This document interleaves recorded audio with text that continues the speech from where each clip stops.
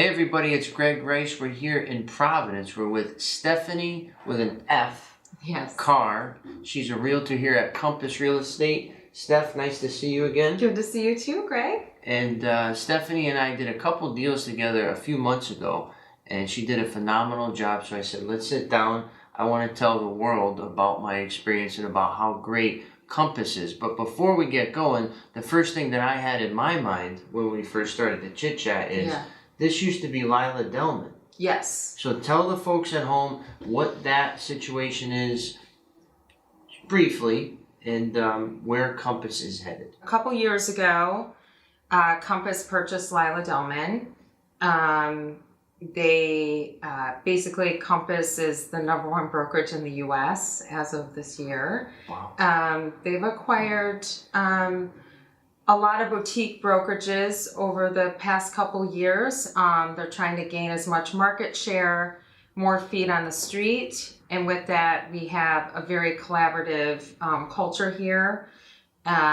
We can bounce ideas off each other. So obviously power in numbers. So if I have a client and they're moving to New York, I want to have the best possible agent that I can reach out to service my client in New York. You know, if you work for a smaller brokerage, it's just harder to find someone and harder to network that way. So we have a huge referral network, not only in the US, but all over the world. It's just really actually kind of comforting to know that we have a lot of like-minded agents because Compass spends a lot of time in, acquiring the top-notch best agents, not only in volume, but just in their reputations. Right. So, and how they service their clients and their integrity as 100%. Well. Yeah, it's really important. So that's why I affiliated myself with Lila Delman to begin with. And then once Compass purchased Lila Delman, I knew it was a perfect fit because I knew that the owners of Lila Delman would choose the perfect company to, hand the baton off to. And it seems like it's elevated what was already a stellar brand to something more. Yes, you're correct. I think what Compass brought, we always had great marketing at Lila Delman, and that definitely drew me to the company. But the technology that Compass has provided, I think you've seen the Compass app. For sellers and buyers, it's we try to make the process as easy, as intuitive as possible. So Compass definitely has introduced that, and luckily, because I was part of the transition team from Lila Delman to Compass, obviously we've acquired other agents from other brokerages since.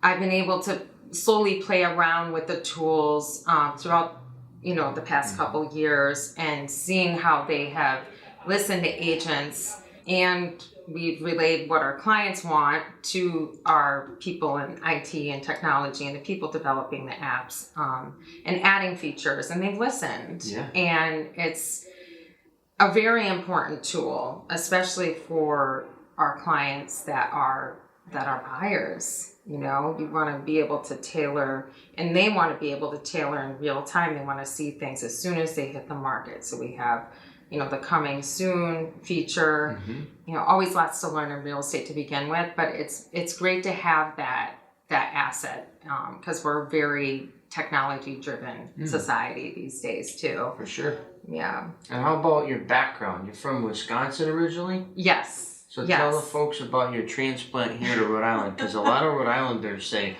you're not from Rhode Island, I don't want to work with you. Yes, so exactly. Tell us about why they still should consider and also enjoy the fact that you have worldly experience. Oh, thank you.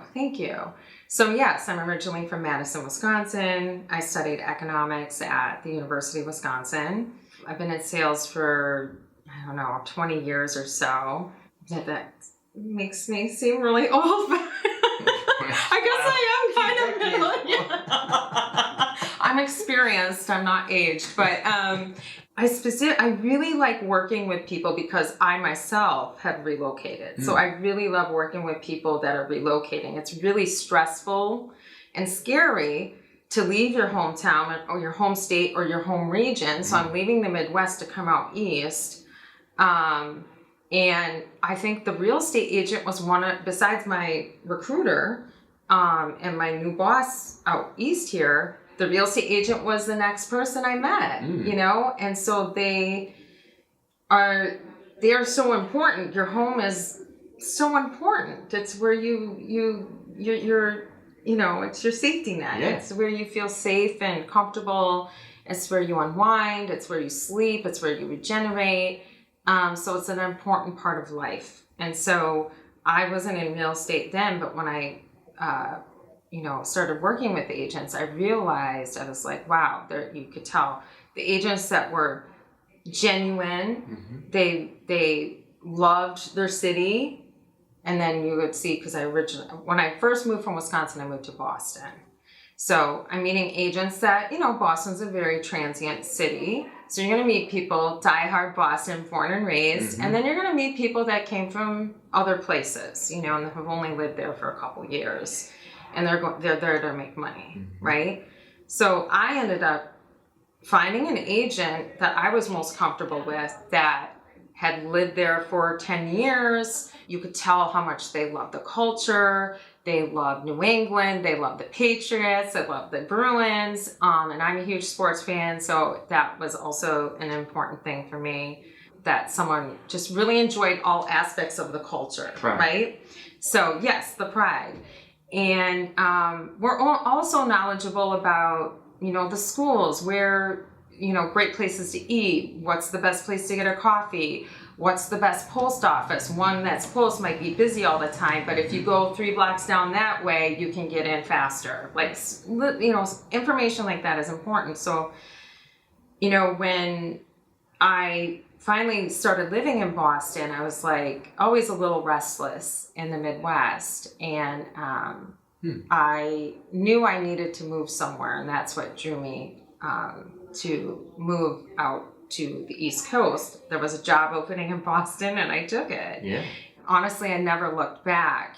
People always are like, oh, will you ever move, back to the Midwest? I hate to say it, but only if there was like a family matter that needed me to relocate back. But for living in New England, I just felt very grounded and at home. And there's just a feeling that you get. I don't know how to describe, but I just felt like, even though I was away from my family, I just felt more at home here, embracing the culture. Like, I feel like, especially when you're a real estate agent, you don't just sell the house, you sell the lifestyle. You sell the town, you sell the neighborhoods, you sell, the restaurants, you sell the library, the stores, you sell the lifestyle. And so when I moved down to Rhode Island, I felt even more like, okay, this is where I need to be, and this is where I want to be. And I've lived down here since 2015, embracing all the cultural stuff, like the stuffies and the oysters and coffee milk. Yes, coffee milk. I mean, I have a coffee or 2 or 3 every day. Just if you go to the beach, I mean, you just see lines of people at Dunkin' Donuts, iced coffees. That's right. I'm one of those people. Well, now you got to plant city yes, I know. Wisconsin, too slow. Maybe Boston, a little bit too fast, too busy. And then you go to Rhode Island and you feel like that's the perfect balance. Am I interpreting that correctly? Yeah, I think like also the beaches. We live in the ocean state, and I embrace that aspect of living here probably the most. You'll find me at the beach any chance I can get. If I actually have sold a few houses in my bikini and cover-ups, because if someone wants to see a house, if someone calls me and they want to see a house and I can get them in, and I happen to be at the beach and they call me, I'm going to make it work. Because guess what? When I'm done, what does it take? Like 10, 15 minutes to get back to a beach somewhere, wherever you are in Rhode Island, pretty much. So that is our lifestyle here. And I'm happy to share it, and I'm enthusiastic about sharing that when I've met people, whether it be sellers or buyers at a property, and I happen to have a cover up Yeah. Well, in my sandals. Yeah, I'm like, this will be your life, you know, if you want it to be your life, you know, in the summer months, you know, starting in June, you know, even through late October, I was in the water. So, and all the beaches, easy to access. There's so many great ones for different reasons. If you want to watch a sunrise, a sunset, I mean, we have everything. If you want to go out on a boat, you want to take a ferry from Providence to Newport, be on a water, you can be on the water, by the water, in the water, 10, 15 minutes, anywhere you live in Rhode Island. So that's wild. Yeah, so I love that. I'm like super passionate about that aspect, and the food, and all the little quaint beach towns like Wickford. Yeah. That's very overlooked. Sleeper town. Yeah. Beautiful, fun. Lots of like mom and pop small businesses. Go to the beach and then go to Wickford on the water. Shout out to them. One of my favorite places to sit at their bar and overlook the water. If you live in Providence or if you live anywhere, you can get back home in 15 minutes. It's super. So accessible. Yeah. I'm no traffic. I mean, if there's traffic, it's like Nothing compared to traffic. Boston or New York. Correct. So, yeah. Yeah, Rhode Islanders, we don't want to drive more than 30 minutes. So to go from Narragansett to Woonsocket, you know, tip to tip, that could be an hour. But I feel like Rhode Island is so accessible, and I'm from Connecticut originally. Right, that's so right. I'm not used to going 15 minutes Apple Store, 15 minutes beach, 15 minutes farm, 15 minutes hiking. So I've been here since '09. Right, going on 14, 15 years now. Right. 32. And you're not leaving, right? I don't know. But you'll stay in New England. Yes. Connecticut. Yes. I'm opening an office. It actually opened on July 1st in New Haven. Oh, so that's right. You told me this. I'm looking for a house out there, and a segue I wanted to make is that the housing stock in Connecticut is trash. The rates are gross. Yeah. And the competition is even fiercer. So are you seeing similar behavior in Rhode Island, like people going 50, 60 over asking still in this market, or are you seeing some price reductions? What's your pulse of the single family or even the multis that you've dealt with? I think we saw kind of a little bit of a lull, like early spring, like very early spring, even over the winter. It was probably, you know, things were sitting a little bit longer, and that's natural. You know, people don't want to move in the winter. You know, they're going, oh, wait till the spring. And maybe even a couple months ago, things were, you know, sitting a little bit longer. I mean, we're used to this like powerhouse market, like 2020, 2021, even like I think July 2022 was an insane time. I mean, we're seeing, you know, $150,000 over. I mean, we're still seeing that, and the properties that we're seeing that in are move-in ready. They are move-in ready. Nothing needs to be done. You know, the roofs are new, the windows are new, all the big ticket items, either new siding, new paint. Those are the ones that are like going in, you know, already like 2 days, one day. Stuff, like exactly. East side, always going to be a healthy market. Always, you know, things are going to go back fast in Providence on the east side. But actually, you know, we are starting to see things pick up. And I know this personally because my buyers are coming back. Yeah, the rates are high, but there's a lot of experts that are saying, you know, we will see 4s again in 2025 for residential. Not close enough, but but good compared to, you know, some of the rates we're seeing now for commercial and residential. They're just, you know, it's a lot. And when you have like just even a point or two, we're talking thousands of dollars. Correct. Depending on the, you know, price of the property. I don't see things, you know, people are like, oh, I'm going to wait for the market to crash. It's not going to crash. We have too much equity, too many people, boomers, for instance, they own the most property. they have the most equity. Mm. And crashes happen when people's mortgages they don't have a lot of equity. I think people also that have mortgages, their houses are already 50% paid off. That, and I'm just going by statistics,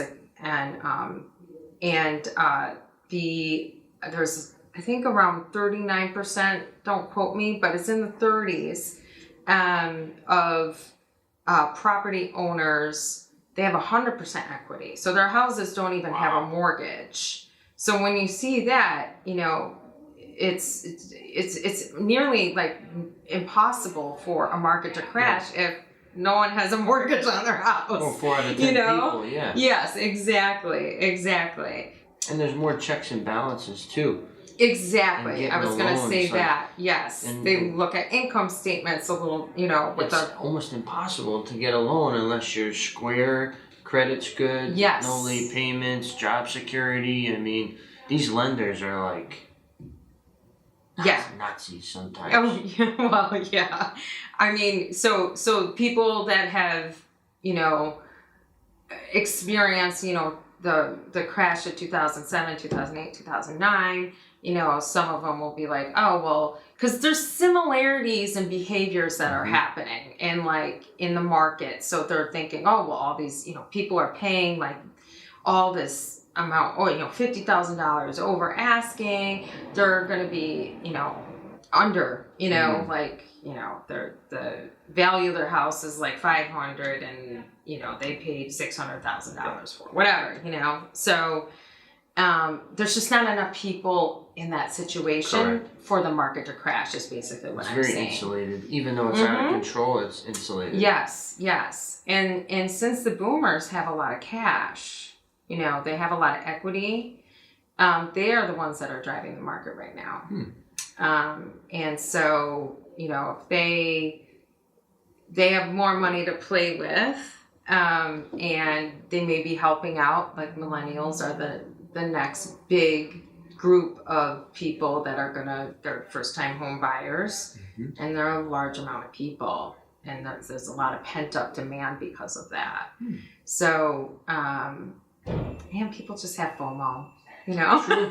And for those at home that don't know FOMO, tell them what it is. Fear of missing out. Fear of missing out. So they see their friends, and as we know, on social media, everyone's on social media. They're saying, oh, well, my friend bought this multifamily. Oh, my friend has this investment property. And so, of course, everyone's competitive nature. We all have it. Some of us have a small amount or a large amount. When you're talking about an emotional, probably the largest purchase of your life, your behaviors can be a bit irrational and you want to win. So sometimes you might not make the best decisions, and that's why it's best to have a great agent to coach you and maybe talk you off a few ledges so you don't make an irrational decision. Because it is easy. It's easy to, it's a scary, like I said, it's a large purchase. It's scary, especially if it's your first house. I feel like your second or third, or like you purchased some properties, like the first one was scary, right? But after you do it a few times, you're like, all right, whatever. I just love sharing my enthusiasm for Rhode Island. I love, if someone's like, oh, I'm going to move to Wickford, I like to tell them, okay, well, these are some great restaurants. Here's a shop. Here's a post office. And giving people, here are the schools, look them up, give them the town website so they can look up, events or whatever that they might be interested in, or like extracurricular activities for their kids. But yeah, so overall, I think that we are getting still a lot of people moving because they're getting priced out of the Boston area, Massachusetts, out of New York City. We are right on the train line here. So I've had a lot of clients say, I just can't afford anything in Boston anymore. I can't afford anything in New York. And my quality of life will be better if I just live in Providence or live somewhere in Rhode Island and I can take the train and I'm not stuck on traffic. I can actually work or call my mom. I can call my sister while I'm on the train and be totally focused on that and not someone weaving in and out of me, even if I have to drive, you know? So there is the quality of life that, that people should definitely consider when they are, you know, relocating somewhere. I have a great quality of life, so that's why I'm not leaving. Rhode Island's biggest advocate. And you're not even from Rhode Island. No. That's how you know it's true. Yeah. And my last question before we go is I don't think there's enough humility in the world. I think that everybody's perfect. I think that everybody's too good and everybody's flawless. So my final question, I'll answer it too, is what is your biggest weakness? And my biggest weakness is paperwork, documentation, clerical. I hate it. It's not for me. And I've never been good at it. But I constantly am always trying to get over that in my mind, but it's something that I feel is a weakness, especially when it comes to my business activities. And I'm just constantly trying to fight that fight of tax returns and tax bills and mortgage statements, and it's just like I want to be on the street. I want to be out there. I want to be meeting people. I want to be doing the thing, and I feel like I'm in school. Like I used to hate homework assignments and projects. I did them, but never was a passion for me. So what's something like that for you that you want to share? I think I would agree with you, Greg. Like, I think, you know, in our transactions, that's why I hired Marie. Gotcha. You know, because I want to focus my time, and I think a professor, when I studied economics, actually, you know, how certain people in your life say something, it could be one sentence and it sticks with you. Yeah. And he was like, focus and put all your time on what you're really good at, hire out what you're not. There you go. Too many people spend too much time on things they're not good at because they think, oh, well, if I spend a lot of time on this, even though I hate it, maybe I'll be good at it. Well, you won't be. And you won't like doing it. Yeah, you won't like doing it. And it will suck the passion and fun and enthusiasm that you have for the aspect of your career or whatever you're doing that you love. And I think it's important. We have one spin and focus on what you're good at, you know, and I love helping my clients achieve their goals and get what they want for them. That's right. And you do that through talking to people, and I love talking. Correct. As you can tell. Half hour. I can't believe it. It feels like 5 minutes. Yeah. But you're also really easy to talk to, too. Oh, yeah. Thank you. And that way I can spend more time with my client, talking to my client. If I'm behind a computer, filling out or, you know, sending out addendums and, you know, all this like paperwork that is very, very necessary. But she really enjoys doing that. And she's efficient. And it makes you efficient. Yes. And she holds everyone accountable. And that allows me mental space and physical space, honestly, to spend more time with my clients and spend more time out. Doing your thing. Yeah, exactly. So shout out to Marie. Yes, we love you, Marie. Thank you very much. And if the folks have any questions for you, how do they get in touch with you? Yes. I have a cell phone, as we all do. My cell phone is 608-628-9283, and my email is Stefanie with an F. Stefanie with an F. Yeah, .carr, CARR, @compass.com. And I'd love to talk real estate with anyone, whether you have a question, you're looking to buy or sell a property, commercial, residential. I think I've been involved in almost every kind of transaction, whether I liked it or not. Yeah. But I have lots of advice, and the things I don't know, like if you were to ask me accounting questions, I won't answer those. Yeah. I will refer you to some great accountants that that you can ask, and same with legal advice. Perfect. Always ask a lawyer. Talk I'm to a real lawyers. estate agent. I facilitate sales. If a real estate agent ever tries to give you real estate advice or law advice, run for the hills. And if you have any questions for me, let me know. Once again, Greg Rice, we're here in Providence at Compass Real Estate with Stefanie Carr. Thank you. Thank you. Thank you for having me.